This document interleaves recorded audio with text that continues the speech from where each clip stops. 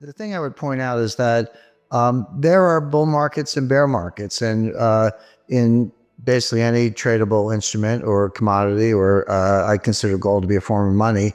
But what we're really talking about when we say, gold is up, what we're talking about the dollar price of gold. And I view it as a cross exchange rate. People talk about the dollar, the euro dollar exchange rate. Well, there's a dollar gold exchange rate, and that's the dollar price of gold.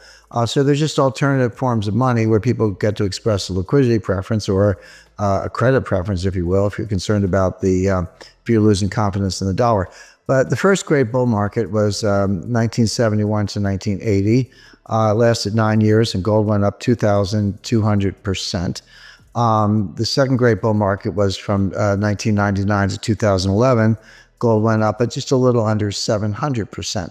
But in between, you had a bear market from 1980 to 1999. So a long run, almost 20 years. Gold dropped from $800 to $250 at the bottom in 1999. And we had a second bear market starting in 2011. Now, I had a very interesting conversation with Jim Rickards. Jim is one of the great commodity traders, money managers of all times. And we were down in Dominican Republic at Casa de Campo. This is around 2014, but the bear market started in 2011, but it really fell off a cliff in 2013. So I said, Jim, what do you think of gold? What are you doing? He goes, well, I own it, of course. And he said, I'm not selling, but I'm not buying right here. And he said something that just hit me right between the eyes and it stayed with me. And of course, he's right. He said, gold's going to the moon, but nothing goes to the moon without a 50% correction along the way. And if you look at the high in 2011, $1,900, approximately, and where was the bottom of the bear market? It was $1,050 on December 16, 2015. Nobody knew it was the bottom at the time. But if you look at that drop down and you use $250 as your base, which you need a base, so you had basically the run from 250 to 1900 was $1,750. Go down 50% from there, it's $825. 1900 minus 825 is 1075, and the bottom was 1050. So Jim totally stuck the landing. Like at 1050, okay, there's your 50% retracement. Now that's the bottom. Now it's going up, and the sky's the limit. Well, we're not overheated at all. And I've got gold at I would put it at $15,000 an ounce, but as I point out, if you're going to $15,000 an ounce, you got to get to 3,000, 5,000, and 7,000 first. So there's plenty of room to run, plenty of room for profits. But when I say things like that, I want to be clear. There's a lot of analysis behind it. I don't just pull a big number out of the air and for publicity, because I could care less. But if you just took the average, and there are a couple ways to think about it. Just take the average of the two prior bull markets I mentioned. So 71 to 80, 9 years, 2,200%. 99 to 2011, a 12-year bull market, about 700%. Just take the average. You don't have to go to the higher of the two or extrapolate. Just take the average of those two bull markets. You would say, okay, well, it's going to go up 1,500%. So using that as your base, just take the average of the two, and at 1,400%, it puts you at $15,000 an ounce off a 1050 base. So that's just history. But there are other ways to think about it. Now, I don't know if there'll be a gold standard or not, but I do know that the price of gold will move in the direction of where it would need to be if you're going to have a gold standard. And I talked to Paul Volcker about this, and he agreed. If you just took the money supply, so just take M1, which is pretty widely accepted definition of money supply. Take it for the U.S., the ECB, UK, Bank of Japan, People's Bank of China. There are other entities you could include, but that's over 75% of global GDP right there. Divide that number by the official gold, which is about 34,000 metric tons, a little bit less. You come to $15,000 an ounce. So if you're going to either have a gold standard or even use gold as a reference point for money, if you need to restore confidence in the dollar, the implied non-deflationary price is $15,000 an ounce. So what I find interesting is that if you use just the history of the last two bull markets and average them, or if you use a rigorous calculation, what's the implied non-deflationary price?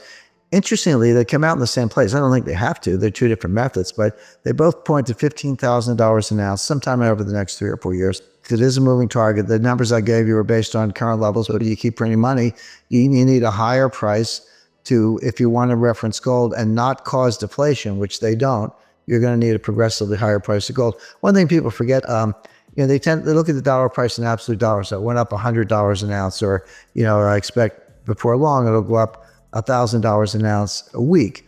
But each dollar increase is a smaller percentage increase. So people look at the dollar, it's real money, it's nice to make the money.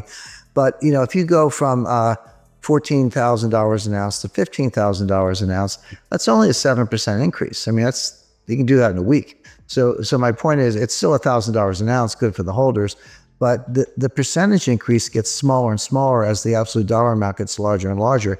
So $15,000 sounds like a big number from today's perspective, but as you go to 10, 11, 12, it gets to be a progressively smaller percentage increase, and therefore more likely. You need to see it logarithmically to see it, a less hyperbolic curve.